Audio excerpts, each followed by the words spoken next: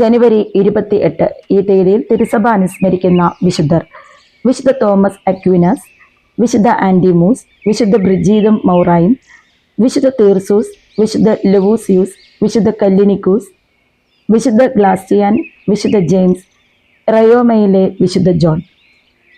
വിശുദ്ധ Thomas Aquinas 1225-1274 കാലഘട്ടത്തിലാണ് വിശുദ്ധ തോമസ് അക്വീനാസ് ജീവിച്ചിരുന്നത്. മാലാഖമാർ കടുത്ത വേദപാരംഗതൻ, വിശുദ്ധരിൽ വെച്ച് വിജ്ഞൻ, വിജ്ഞരിൽ വെച്ച് വിശുദ്ധൻ, കത്തോലിക്ക കലാശാലകളുടെ മധ്യസ്ഥൻ, വിനയമൂർത്തി എന്നിങ്ങനെ അപരനാമങ്ങൾ ശ്രദ്ധിച്ചിട്ടുള്ള വിശുദ്ധ തോമസ് അക്വീനാസ് ഇറ്റലിയിൽ നേപ്പിൾസിനടുത്ത് റോക്കാസേക്ക എന്ന സ്ഥലത്ത് ജനിച്ചു. പിതാവ് ലാൻഡൽഫ് അക്വീനയിലെ പ്രഭുവും മാതാവ് തെയോഡോറ ഒരു പ്രഭുവുമായിരുന്നു. പല രാജകുടുംബാംഗങ്ങളോടും അവർക്ക് ബന്ധമുണ്ടായിരുന്നു. 5 വയസ്സിൽ ബെനഡിക്റ്റൻ സന്യാസികളുടെ കീഴിൽ മോണ്ടെ കസീനോയിൽ തോമസ് വിദ്യാഭ്യാസം ആരംഭിച്ചു. 11ാമത്തെ വയസ്സിൽ നേപ്പിൾസ് സർവകലാശാലയിലേക്ക് അയക്കപ്പെട്ടു. 1240-നും 1243-നും മധ്യേ തോമസ് ഡൊമിനിക്കൻ സഭാവസ്ത്രം സ്വീകരിച്ചു. ഒരു പ്രഭു ഡൊമിനിക്കൻ യാചക വേഷം സ്വീകരിച്ചത് അച്ഛനമ്മമാർക്ക് ഇഷ്ടപ്പെട്ടില്ല. സ്വന്തം അമ്മയുടെ പ്രേരണയിൽ സഹോദരന്മാർ തോമസിനെ 2 കൊല്ലം ഒരു മുറിയിൽ അടച്ചിട്ടു.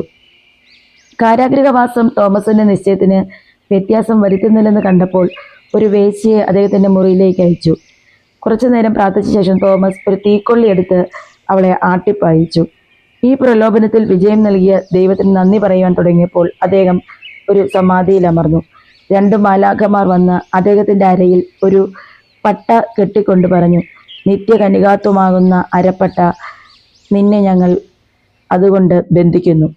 വ്രതവാഗ്ദാനത്തിന് ശേഷം മഹാനായ ആൽബർട്ടിന്റെ കീഴിൽ പഠനം തുടർന്ന തോമസ് തന്റെ ബുദ്ധിസാമർഥ്യം മറ്റുള്ളവരിൽ നിന്ന് മറച്ച് മൗനിയായി കഴിഞ്ഞു. സഹപാഠികൾ അദ്ദേഹത്തെ ഊമൻ കാള എന്നാണ് വിളിച്ചിരുന്നത്.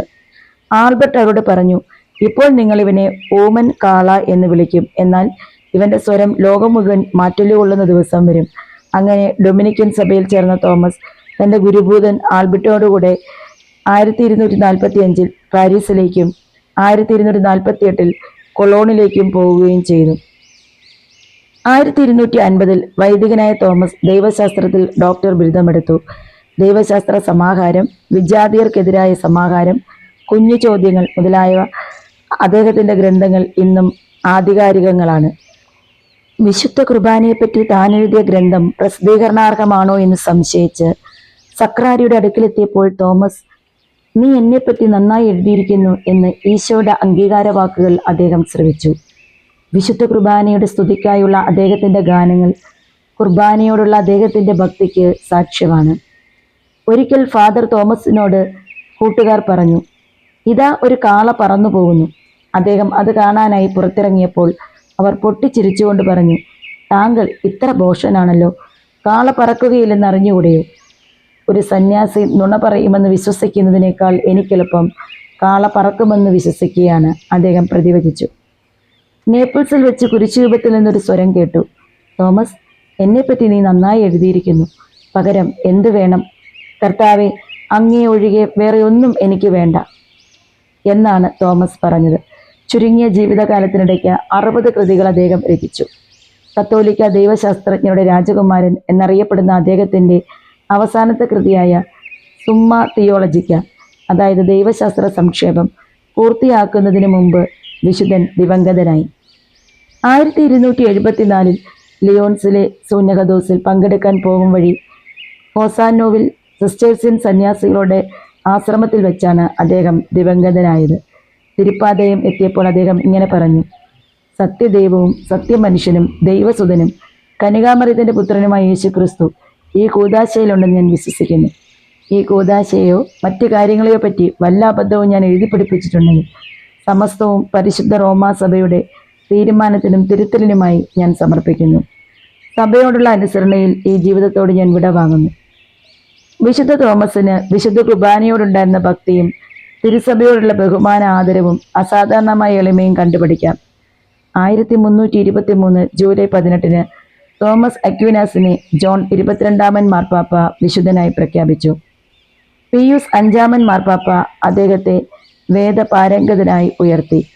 എല്ലാ കത്തോലിക്ക സർവകലാശാലകളുടെയും വിദ്യാഭ്യാസ സ്ഥാപനങ്ങളുടെയും പ്രത്യേക രക്ഷാധികാരിയായിട്ടാണ് തിരുസഭ അദ്ദേഹത്തെ അംഗീകരിക്കുന്നത്. വിശുദ്ധ തോമസിൻ്റെ വാക്കുകൾ നമുക്ക് ശ്രവിക്കാം. ശാന്തത വിരക്തിയേക്കാൾ വിരളമായ പുണ്യമാണ്. അത് വിരക്തിയേക്കാളും മറ്റു പുണ്യങ്ങളെക്കാൾ ശ്രേഷ്ഠമാണ്. കാരണം അത് ദൈവിക പുണ്യങ്ങളിൽ ശ്രേഷ്ഠമായ സ്നേഹത്തിൻ്റെ പൂരകമാണ്. വിശുദ്ധ തോമസ് അക്വിനാസെ ഈ ലോകത്ത് ബുദ്ധിഹീനന്മാരായി ഭോഷന്മാരായി ജനിച്ച എല്ലാ വ്യക്തികളെയും, അതുപോലെ തന്നെ പഠിക്കുവാൻ ബുദ്ധിമുട്ട് അനുഭവിക്കുന്ന, മറന്നുപോകുന്ന പ്രശ്നമുള്ള എല്ലാ കുഞ്ഞുങ്ങൾക്ക് വേണ്ടിയും പിതാവായ ദൈവത്തോട് നിരന്തരം മധ്യസ്ഥം വഹിച്ച് പ്രാർത്ഥിക്കണമേ.